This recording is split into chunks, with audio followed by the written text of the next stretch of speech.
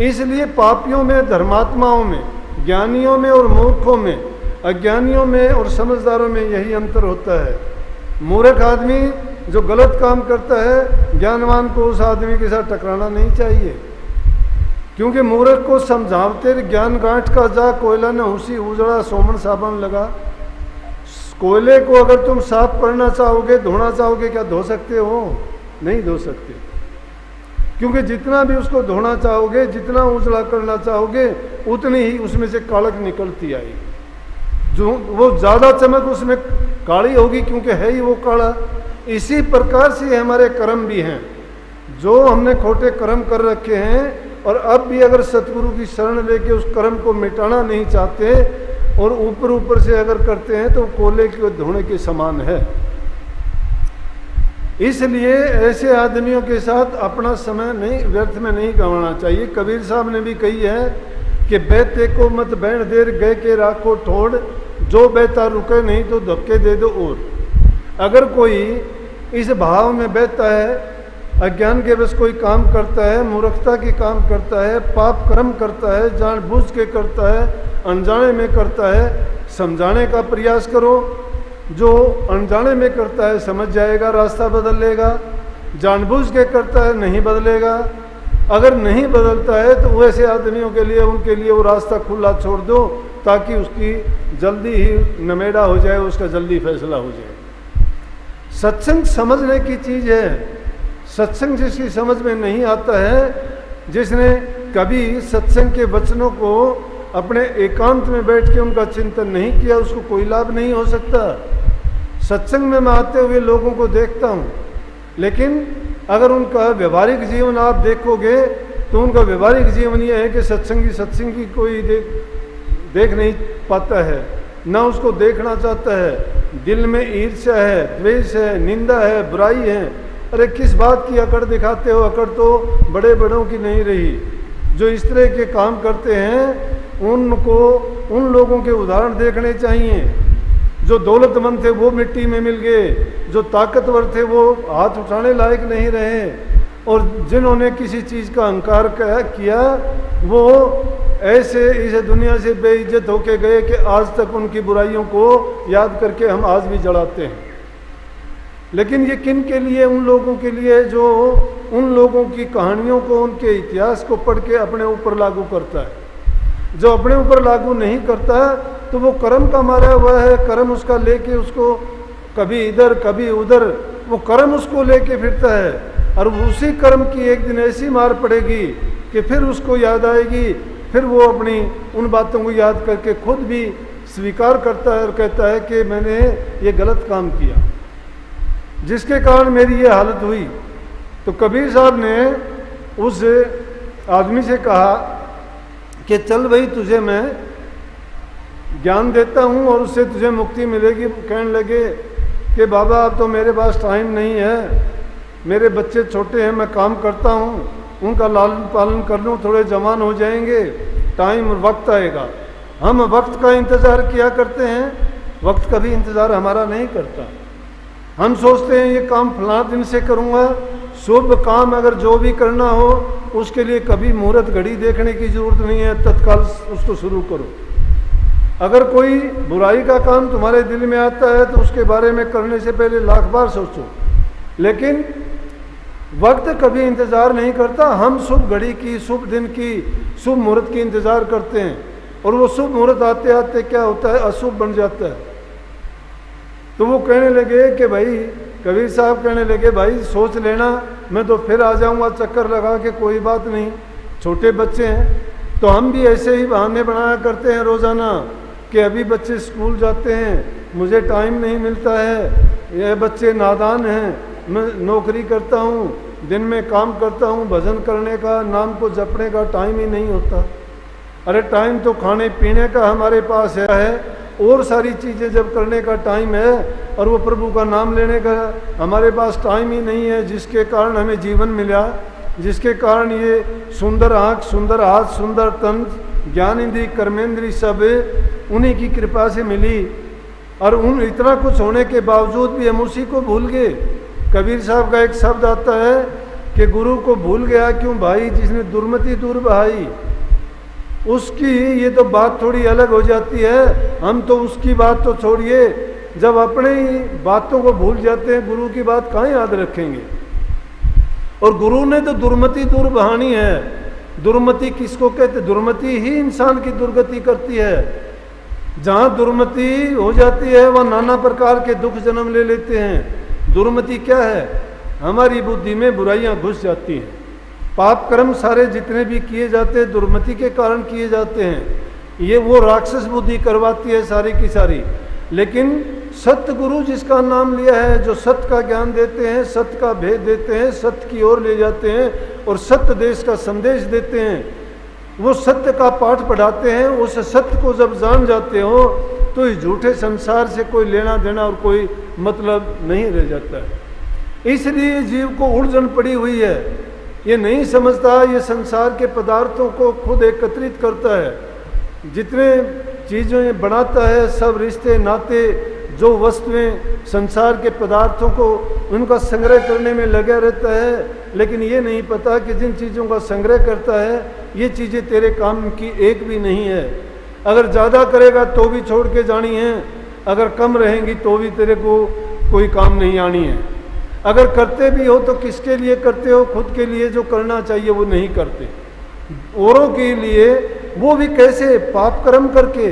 अरे दूसरों के लिए पाप कर्म करके अपना काड़ा मुंह करवाते हैं, अपने लेखे में पाप कर्म का, अधर्म का लेखा लिखवा लेते हैं और वो फिर भुगतने के लिए जब खुद ही आते हैं, दूसरा उसमें ना कोई सहाय है ना कोई मददगार है। इसलिए संत ये संदेश देते हैं बार बार बड़े जोर शोर से। उनको क्या मतलब है? उनको इस चीज़ की ज़रूरत नहीं, लेकिन क्या है, क्योंकि वो तो अपने सतगुरु के हुक्म में हैं और सतगुरु को हुक्म मालिक का होता है। जब सतगुरु के हुक्म को ही नहीं मानते फिर कोसते हैं हम, कहते हैं कि मेरे कर्म की कमी है, परमात्मा ने मेरे साथ अच्छा नहीं किया, मेरे भाग्य में यही लिखा हुआ था।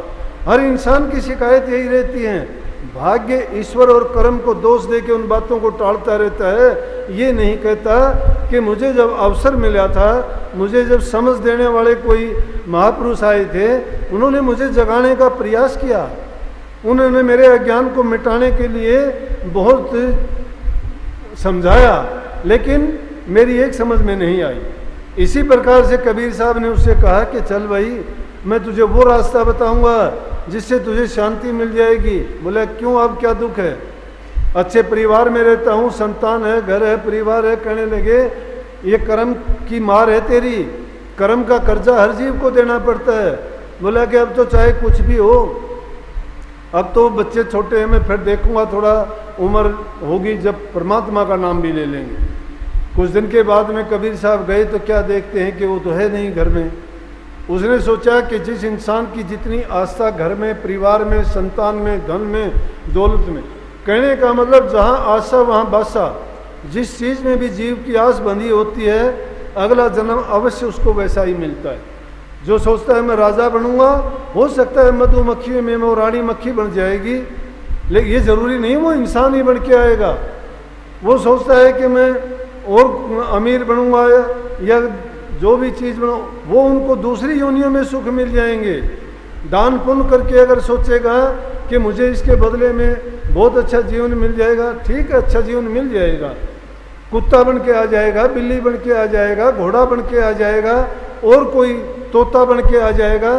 कितने लोग इन जानवरों को पालते हैं, क्यों पालते हैं? कि उन्होंने अच्छे काम तो किए, उस जीव ने उनसे कुछ लेना है, लेकिन सुख और आराम वो इंसान से भी ज़्यादा भोगते हैं। जन्म चाहे कुत्ते का मिला है, नौकर उसकी सेवा करते हैं। जन्म चाहे उसको बिल्ली का मिला है कि वो आदमियों की गोद में खेलती है, अच्छे से अच्छे खाना खाते हैं। अगर घोड़े का जन्म मिला है, नौकर सेवा करते हैं, रात दिन उसकी अच्छा खिलाते हैं, अच्छा पिलाते हैं, जान से भी प्यारा रखते हैं। और कोई इसी प्रकार से जिन्होंने अच्छे कर्म किए होते हैं, जो उनकी आस होती है जन्म उनको वैसा ही मिल जाता है, सुख वैसे ही मिल जाते हैं, लेकिन इंसान का चोला मिलना बड़ा दुर्लभ हो जाता है। तो कबीर साहब ने सोचा कि ऐसा है, वो यूँ तो हो नहीं सकता। क्या हुआ, तो देखता है कि वो बैल बना और बैल बनने के बाद वो मर गया। और बैल बनने के बाद जब मर गया तो मरने के बाद भी उस बैल की क्या हालत हुई कि बैल बनने के बाद पहले तो उस जमींदार के हल में चलता है, हल में उसने जोता, जब हल के काबिल नहीं रहा तो उसने तेली को दे दिया।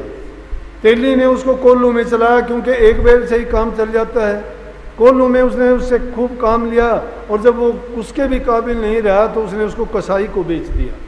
कसाई को जब बेच दिया तो कसाई का तो एक ही काम होता है, उसको काट के टुकड़े बनाए, मांस तो उसको बेच दिया खाने वाले लोगों को, चमड़ा था वो दे दिया एक नकारची को।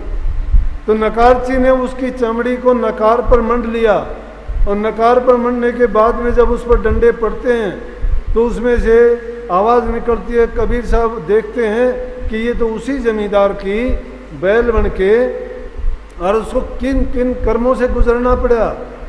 जब कहा उसने कि बैल बने, हल में चले, और ले तेली को दीन, तेली के को लुरे, फिर घेर कसाई लीन, मांस बिका,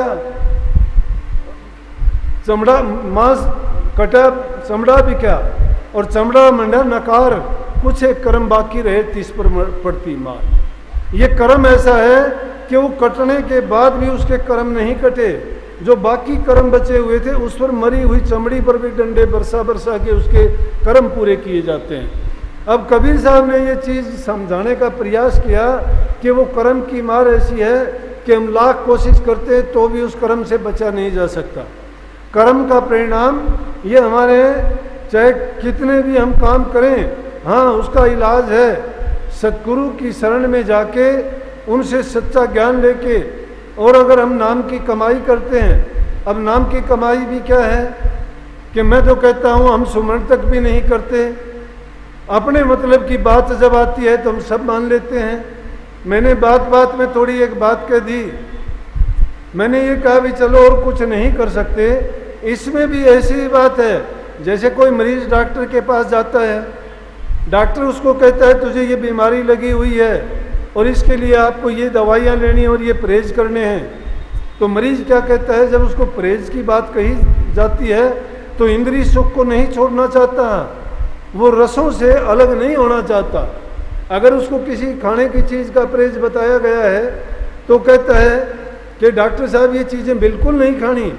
अब डॉक्टर को तो जो दुख होगा वो भोगना नहीं है, डॉक्टर समझता है कि ये मन का गुलाम है, अपनी आदत को छोड़ नहीं सकता। डॉक्टर कहता है कि कभी कभार की कोई बात नहीं। जब वो कभी कभार की बात होती है तो वो सारी चीज़ों को उसकी आड़ में शुरू कर देता है, कहता है डॉक्टर ने बताया था कि कभी कभार की कोई आंट नहीं है। तो क्या करते हैं हम भी, मैंने भी इसी तरह से कह दिया। मैंने तो ये कहा था उस सत्संग में बरवाड़ा के में कि भाई अगर आप कुछ भी नहीं कर सकते तो मैं कहता हूँ आधा घंटा तुम सुमन कर लिया करो, तुम्हारा कल्याण उसी में हो जाएगा। तो बाद में कितने लोग मुझे आके कहते हैं कि महाराज जी हमें सबसे अच्छी बात आपकी एक लगी।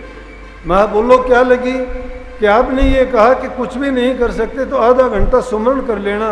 बोला ये तो आसान है। मैं बोला ये भी नहीं करोगे आप, क्यों नहीं करोगे कि हाँ ये इंसान बहाना ढूंढता है, हम सभी ऐसा करते हैं। जब और काम करने का टाइम आता है हम, क्योंकि वो काम हमारे मन के कहे किए जाते हैं, हम मनमुख है, गुरु की आज्ञा में नहीं चलते, वो गुरुमुखता का काम नहीं है। जो मन के कहे में काम करते हैं मनमुखता का है, और गुरु की आज्ञा में चलते हैं वो गुरुमुखता का काम है। तो जिन्होंने नाम की बख्शीश गुरु से ली है तो गुरु की आज्ञा का पालन करना भी अवश्य है। जब गुरु की शरण में गए हैं तो हमने अपने तन मन धन गुरु को ही अर्पण कर दिए हैं, और जब उनको अर्पण कर दिए हैं तो हमें कोई अधिकार नहीं रह जाता कि हम अपने मन से, तन से, धन से, अपनी आज्ञा से ही अपने काम करते चलें। अगर अपनी आज्ञा से, अपने मन के कहे से, अपनी इच्छा से जो भी काम करते जाएंगे तो समझो मनमुक्ता का काम होगा वो। और ये कर्म का लेख जो है ऐसे नहीं मिटता, लिखा लेख ना मिटदा भाई, रुदन की ते क्या होवे, हुक्म साहेब दा मानने नहीं, जन्म अकारथ खोवे, साहेब अपना भाना करदा, भावे हंसे भावे रोवे, संत दास होनी नहीं मिटती जो कुछ होनी होवे, हुक्म साहेब दा मानने नहीं। अरे साहेब का हुक्म तो बड़ी दूर है, सतगुरु का हुक्म भी नहीं मानते हम तो। दुख उठाने का कारण क्या है? हम हुक्म को नहीं मानते। हुक्म क्या है? जो मालिक की मौज और मर्जी है। मालिक की मौज और मर्जी को जो जीव परख लेता है उसको कष्ट नहीं होता। हमारा जो गुरुमुख होता है उसका हर समय गुरु की आज्ञा में बरतता है। जो गुरु की आज्ञा और गुरु के हुक्म में रहता है उसका मन उसको कभी नहीं भागने देता। और तुम चाहे कितने दिन तक भक्ति करते रहो, जब तक हमारे प्राण है तब तक मन इसमें रहेगा। मन जब तक जिंदा है ये अपना दाव भी खेलने का पूरा प्रयास करता रहेगा। संतों ने इसीलिए मन से बचने के लिए अनेक उपाय जीव को बताए और कहते हैं कि मन के कहे ना चालिए, मन के मते अनेक, जो मन पर काबू करे सो कोई साधु एक। मन के मारे बन गए बनतज बस्ती माँ, कहें कबीर क्या कीजिए ये मन माने ना। ये मन मानने वाला नहीं है। मन के कहे से जंगल में जाते हैं, मन के कहे से बस्ती में आते हैं, मन के कहे से त्याग करते हैं, मन के कहे से भजन करते हैं, मन के कहे से व्रत करते हैं, मन के कहे से पूजा पाठ करते हैं, तीर्थों में जाते हैं। मन जो कहता है वो खाते हैं, मन जो कहता है वो नहीं खाते। तो ये सारे के सारे काम मनमुखता के हैं। लेकिन एक क्षण के लिए ये सोच लिया जाए कि जो भी हम कर्म करते हैं उसमें गुरु की मर्जी को, साहिब की मर्जी को परख्या करो कि मैं जो काम करता हूँ क्या इसमें साहिब की मर्जी है? क्या मैं जो कर्म करता हूँ इससे किसी को दुख तो नहीं होगा? यही है बात मानने की। जो हम काम करते हैं किसी को उससे दुख ना पहुँचे, जो हम करते हैं वो गुरु की आज्ञा के विरुद्ध ना हो। तीसरी चीज़ जो हम करते हैं उसमें मन को ताकत ना मिले किसी भी हालत में। अगर मन को शक्ति मिल गई तो समझो कि ये मन फिर आपको नहीं टिकने देगा, फिर ले जाएगा 84 में। ये भटका देता है जीव को अनेक बार। इसीलिए संतों ने इससे जागने की बात कही है कि जागत रहना, सो मत जाना। इसीलिए कही कि एक किताब आपने देखी होगी, पढ़ी होगी, नहीं पढ़ी हो तो फिर पढ़ लेना कि सोवत अंदर गए 84 जागत ने जुग जीत्या। जो नर सदगुरु के संदेश से सोए हुए हैं, अनभिज्ञ हैं, उनको जानते समझते नहीं हैं, उनका चिंतन नहीं करते, वो 84 जाएंगे। और जिन्होंने उनको परख लिया, जांच लिया, उनकी आज्ञा में बरतते हैं, चलते हैं। गुरु क्या चाहता है? गुरु चाहता है कि परमात्मा का भजन करो। भजन है क्या? अपनी मन की वृत्तियों को रोको। एक दिन में नहीं रुकेंगी, धीरे धीरे ये प्रयास करो। जो काम आप करते हो कि उस काम के करने में ये देखो कि मन की भागीदारी उसमें कितनी है। अगर मन उसमें प्रबल होकर काम करता है तो समझो कि उसमें हमें लाभ नहीं होगा, उसमें नुकसान होने की गुंजाइश रहती है। हाँ, जब ये मन हमारे काबू में आ जाएगा, जब हम मन को गुरु की आज्ञा में लगा देंगे तो समझो कि फिर वो गुरुमुखता होगी और जो भी काम किए जाएंगे सब हमारे लाभ के, हित के और सुरत के हित में होंगे। वो सारे के सारे जो भी समय गुजरेगा वो भजन में गुजरेगा। जो भी होगा उसमें जीत सुरत की होगी, रूह की होगी, मन की नहीं होगी। लेकिन अब तो मनमुक्ता के जब काम करते हैं और मन को ये ना सोचना कि मैं जाना मन मर गया, मर के हो गया भूत और मेरे पीछे फिर उठ चला ऐसा मेरा ऊत। ये मन को कभी ना सोच लेना कि मर चुका है। मरता नहीं है ये मरने के बाद में फिर उठ जाता है, अमर है ये। इसलिए इस पर तो नज़र ही हमेशा रखनी पड़ती है। तो हमेशा नज़र रखने के लिए गुरु को अपने माथे पे रखना पड़ता है, याद रखना पड़ता है, विचार में, ख्यालात में, और हर कदम कदम पर गुरु की इसीलिए ज़रूरत पड़ती है। तो गुरु की रहनुमाई में जो रहता है तो गुरु उसके चौकीदार बन के उसकी जागृत अवस्था में, सपन में, सुसुप्ति में किसी भी हालत में कोई नुकसान नहीं होने देता। जीव जब गुरु को अपना आपा सौंप देता है तो गुरु अंग संग्रह के उसकी रक्षा करता है। मैंने साक्षात रूप में ऐसा देखा है, तब मैं ये कह रहा हूँ। लाखों आफत आती हैं, घबरा जाते हो देख के, लेकिन जिन्होंने सतगुरु की ओर ले रखी है उनको घबराने की जरूरत नहीं। सतगुरु अपने आप संभाल लेगा, वक्त आने पे संभाल लेगा। लेकिन ये नहीं करना कि 365 दिन में से 365 दिन तो तुम बुरे काम करते हो और जब आफत आती हो उस दिन कहते हो गुरु मैं तो तेरा ही हूँ, मैंने तो तेरी शरण ली है। फिर गुरु को, परमात्मा को मूर्ख बनाने का प्रयास ना करो। वो तो धीरे धीरे तुमने किया है, याद करने की जरूरत नहीं। परमात्मा को और गुरु को याद दिलाओगे आप, उनको क्या याद दिलाना, वो भूले हुए हैं। अरे वो तो भूले हुओं को रास्ते पे लाने वाले हैं, भूल मिटाने वाले हैं वो, और हम उनको भूला हुआ समझ के कहते हैं कि मेरी भी आके मदद कर। अरे मदद किसकी करेंगे? जब हमने उनको अपना लिया तो उनकी जिम्मेवारी बनती, हमें जरूरत नहीं पड़ती। लेकिन ये नहीं करना कि खोटे कर्म तो खुद करें और उसमें फिर गुरु को या परमात्मा को ये दोष दे दें कि मेरी मदद नहीं की। बिल्कुल गलत है।